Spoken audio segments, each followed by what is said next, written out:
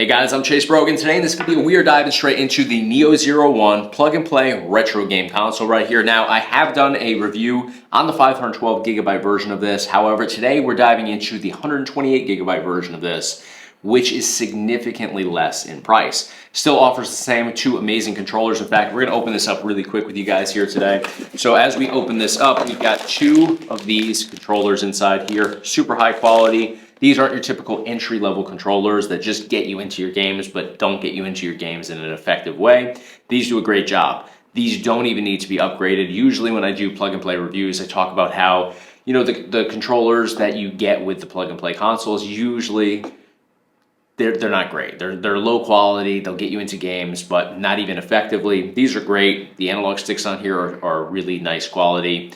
The buttons are really responsive. You could certainly upgrade to something with like Hall effect triggers and joysticks, but you don't have to. These will definitely get the job done. Comes with a power supply cable, HDMI cable, all that good stuff. Great manual as well that walks through, you know, the setup process. So if you have any questions or anything like that, we've got that in here. Walks through literally every bit of the setup process here, which, I mean, this is truly plug and play. So there's not much setup involved, but it tells you what cables go where, all that stuff. Now, this is the actual console itself. And over here on the side, we have obviously the labeling across here. I already have my dongle for the controller in here, but we have two USB ports on here. One is USB 3, one's USB 2.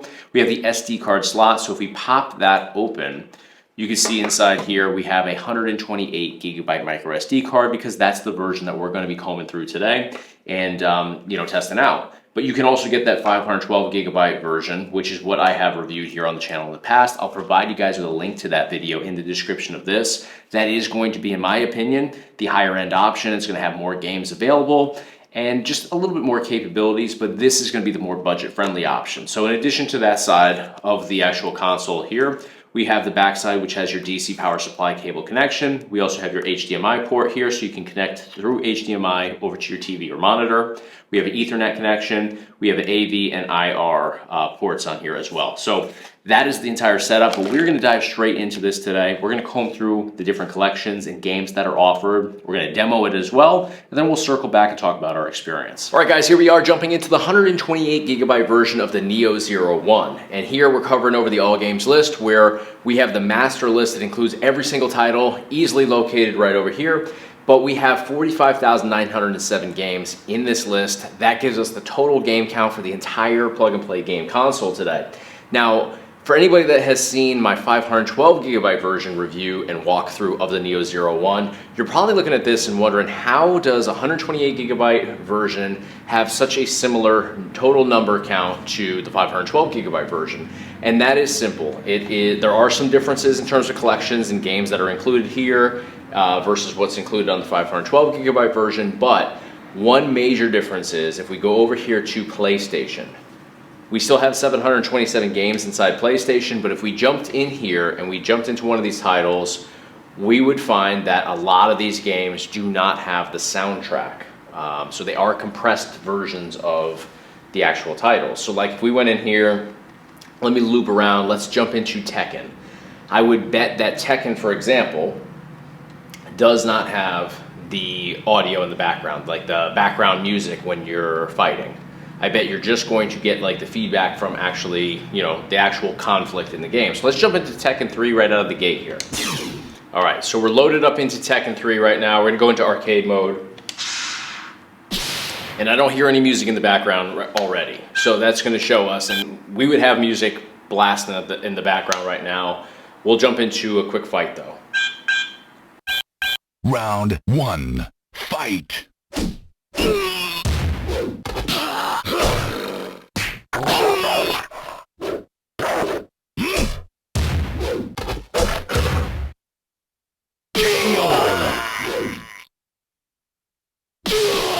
Alright guys, you saw what the experience is like in Tekken 3. Still plays great, but we do not have that, you know, techno sort of soundtrack that we typically get with Tekken 3. It is what it is. That's how we're able to have so many games on the 128 gigabyte version, and that's really the difference of what you're going to see with some of these collections and some of the games included on here. Doesn't affect performance, it's just a way of cutting down the amount of space that a particular ROM takes up and that's why you're able to condense it and put it onto a much smaller capacity card, which in the end costs you less as the consumer. So we're gonna go ahead and back out of this collection. We're gonna comb through each of these. So we'll go back over, we started at all games over here. So once again, all games list, 45,907 total games on here. We have Amstrad CPC with 2,227. We have Amstrad GX 4000 over here with 25 games. We have Cave over here. We have Final Burn Neo over here with 96 games. Let's take a look at Final Burn Neo. We have a Street Fighter specific collection up there, so you don't even have to scroll down to the S titles to find your Street Fighter games. They're in their own little sub collection up here, easily located right within here. We've got for each of these titles a description, a screenshot. We've got all the information on the right hand side under the Neo 01 logo. Tells you when the game was released, who developed it, who published it, the genre for the game, when it was last played, and times played on here. So as you start to dive into games, that will obviously adjust over there with when it was last played, how many times you played it, and all of that. So we will go ahead and back out of this collection right here. And again, you can comb through here, you can find all your classic arcade games, like for me, Alien versus Predator right here, one of my personal favorites. It even tells you what edition it is, you know, what version, what, you know, ROM set it is, if you will. So lots of great games found in here. Ghouls and Goblins, for example. Keep scrolling through here. Marvel versus Capcom, bunch of those on here. So we will back out, and there's going to be another arcade collection as well. So this isn't it for arcade. We have IREM over here with 32 games. We have MAME over here now with 1,902 games. This is obviously all arcade games as well. This is going to be your most robust arcade collection. So if we jump in here, we have a Mortal Kombat collection at the top. We have Simpsons up there. That's going to give you two versions of your Simpsons arcade. You have the 2-player version and you have the 4-player version. Tells you what set it is. All the information populates in automatically, screenshot, all that good stuff. We're going to back out. Next we have Teenage Mutant Ninja Turtles. There's 4 different games in here, very similar to The Simpsons. There's actually 2 titles, but there's 2 different versions, 2-player and 4-player versions of both straight up Teenage Mutant Ninja Turtles as well as Turtles in Time. So you can see how they populate in differently. We'll back out. All of the other games in here are classic arcade games. 2-on-2 Open Ice Challenge, one of my all-time favorites. Love hockey. This is the NBA Jam, but only with hockey. So you can play as like Wayne Gretzky on the Los Angeles Kings on here. There's some Mark Messier over there on the Rangers. I mean, there's some really incredible hockey players on different teams. Like I think Yager's on the Penguins in here because it was mid-90s. So really some cool stuff in there. If you're a hockey fan, you got to check it out. Afterburner, Afterburner 2. I mean, the list goes on. So we're going to back out of the MAME collection. Over here, we've got 15 games. Atari 2600, we've got 638 games. Atari 800, we've got 5,089 games. We've got Atari 5200 with 72 games. If we jump in here, you can see how each of these populates in. Very easy to locate everything on the left-hand side with that text list. Everything is in alphabetical order too. If you want to jump to, like say we want to go down and we want to check out titles that start with the letter S, we hit the select button on our gamepad controller. We go over here to S and we confirm our selection, meaning we want to jump to the S titles. And look, it's that simple. Saves you a ton of time, so you don't have to scroll through here all day. Back out, we have Atari ST over here with 4,739 games. We have Atari 7800 with 61 games. Atari Lynx over here with 76 games. We have WonderSwan, 112 games. WonderSwan Color, 91 games. Oozebox over here, 86 games. ColecoVision, 137 games. We'll jump in here, take a quick little glance at the way everything's laid out. You can see screenshots for each of these, logos, cover art, all the data on the right-hand side. Once again, love how uniform everything is. Doesn't matter what collection you dive into, it's going to populate in here fully, exactly as you see it here. We're going to back out. Commodore 64, always a big collection for Commodore 64. 4,967 games. Now Amiga, which I got into Amiga through emulation years and years and years after obviously Amiga was out and current. 1,050 games in here, and there's, I mean, graphically for the time, Amiga was phenomenal. There's so many great titles to find in here. You have an unreleased collection up there at the top as well. You can go in here and find unreleased games, which is really cool. So if you're, you know, an Amiga aficionado, you might find some new stuff in here that you never were able to experience before. So we'll back out. Lots of great games in here, though. You got to check out Untouchables. Addams Family is a good one too, actually. Untouchables. There's Afterburner in here, 2 different versions, the Activision and Sega versions.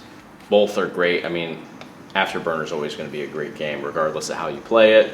Alcatraz actually is a cool one as well. There's some really good stuff in here. Alien 3, that was released to multiple platforms. Alien 3 is a great game too. Also love Alien 3 The Gun, which you're not going to find in the Amiga collection, but still, great title worth checking out. So we'll back out. Next over here we have Amiga CD32, 82 games over here. We have a Doom specific collection with just one game, and it's the original Doom. I'm actually playing through this game right now. Not on this console, I've got it on my Xbox. I got the Doom Anthology on my Xbox, and I'm playing through all the Doom games. Such amazing games. From 1993's release, I think it was 93. There we go, we got that on the right corner as well. 12/10/1993. For 93, those graphics were top notch. They still are fun today. My stepson, who's only 13, was playing this game the other night. And yeah, I told him I was 3 when this came out. It's crazy, crazy. People are still enjoying this game all these years later. So we'll back out. Odyssey 2 over here, 116 games. Intellivision, 157 games. MSX, 668 games. MSX2, 80 games. We have Vectrex over here, 71 games. PC Engine over here, 289 games. TurboGrafx CD, 11 games. SuperGrafx, 5 games. TurboGrafx 16, 94 games. Let's jump into TurboGrafx. Some great games in here as well. We got Airzonk. We've got Alien Crush over here. What else do we have? Bomberman. The Bonk games. Bonk's Adventure, Bonk's Revenge. Bonk 3. What else do we have? Let's scroll down a little bit further. Hit the Ice. There we go. Told you before I'm a hockey fan. Love hockey video games though. So many great games. That's a great one. Jackie Chan's Action Kung Fu. I don't think I've ever played this Jackie Chan game right here. This looks pretty cool though. And graphics, very sweet for the time period as well. Legendary Axe, 1 and 2, Magical Chase. All right, let's back out. So, Game Watch, 35 games. Family Computer over here, 64 games. We've got NES over here with 863 games. NES Hacks, 2,422 games. That's a ton of NES Hacks. We've got Famicom Disk System over here. Whoops. We've got the Family Disk System over here, 218 games. We got Game Boy over here with 439 games. Game Boy Hacks with 89 games. We've got Super Family Computer over here with 401 games. We got Super Nintendo over here with 687 games. Super Nintendo Hacks, 2,758 games. We've got Virtual Boy over here with 17 games. We've got N64, 277 games. Let's jump into this one. So inside N64, we've got a hacks folder, we've got a Japanese release folder, we got translations. And then we've got, hot take coming at you guys here, my favorite 90s 007 game. Ooh, it's not even 90s. See, that the information on the side, 11/1/2000. All right, 90s console 007 games, because N64 is a 90s console in my opinion, of course.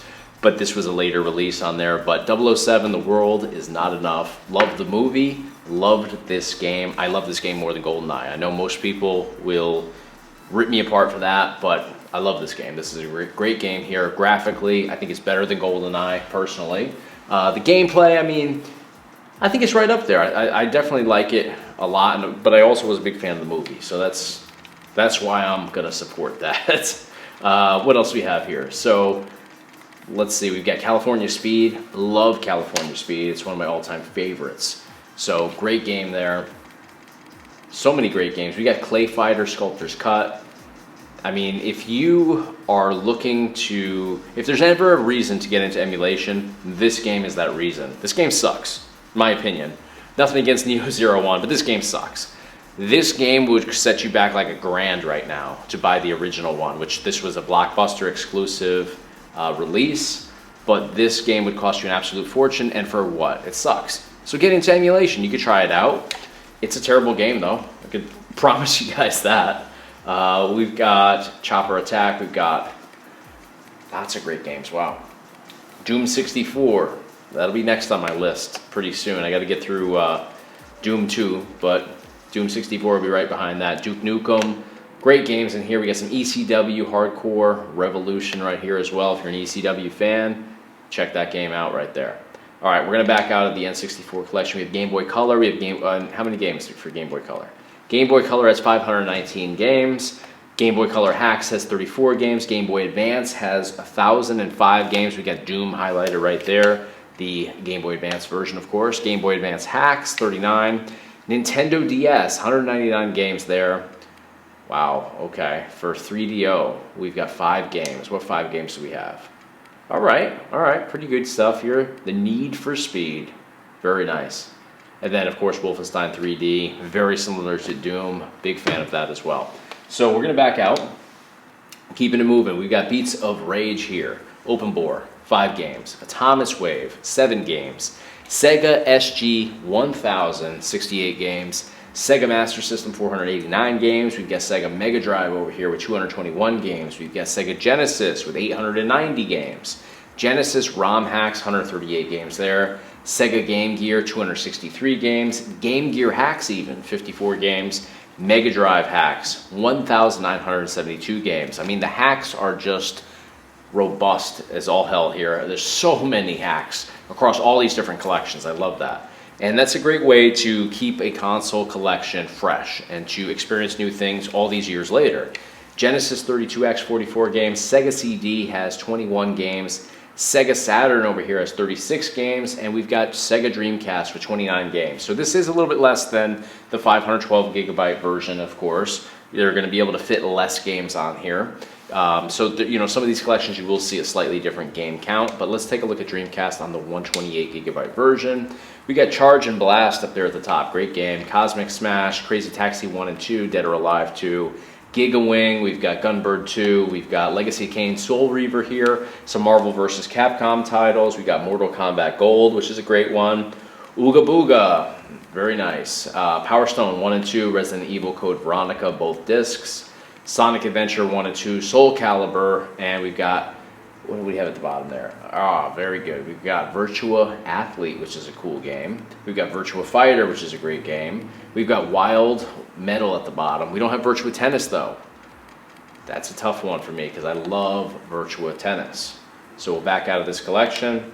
Keeping it moving, we have Sega Naomi next, 6 games. We got Sharp 68,000, 800 games. Sinclair ZX81, Sinclair ZX Spectrum. I forgot to tell you guys the game counts. 800 games for Sharp 68,000, 1,421 games for ZX81 for ZX Spectrum over here. We have 5,246 games.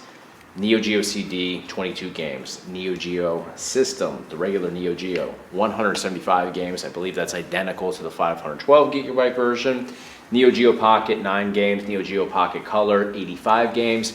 PlayStation, we already checked this out before, 727 games. We've got PSP over here with 20 games.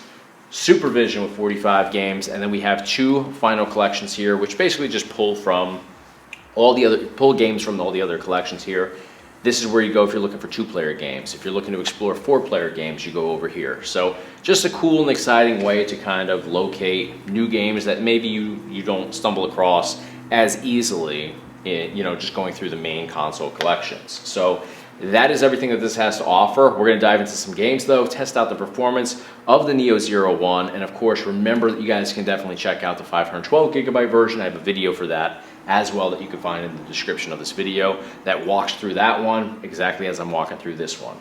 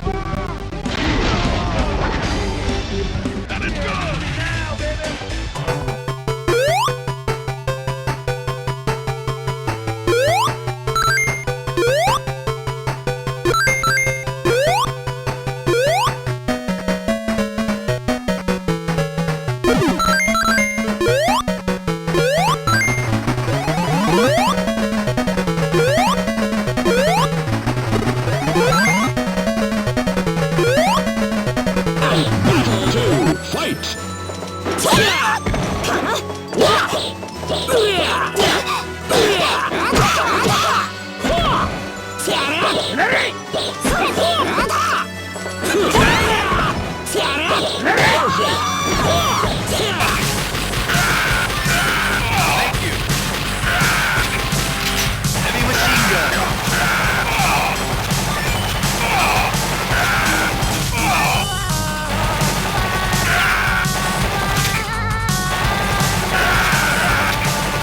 Thank you. Thank you.